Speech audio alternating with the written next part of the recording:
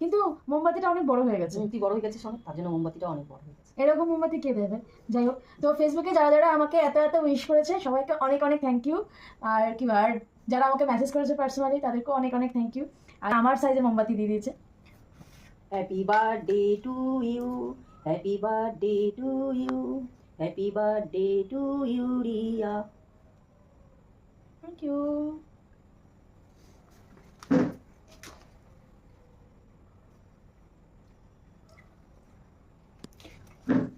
সবাইকে অনেক অনেক অনেক থ্যাংক ইউ।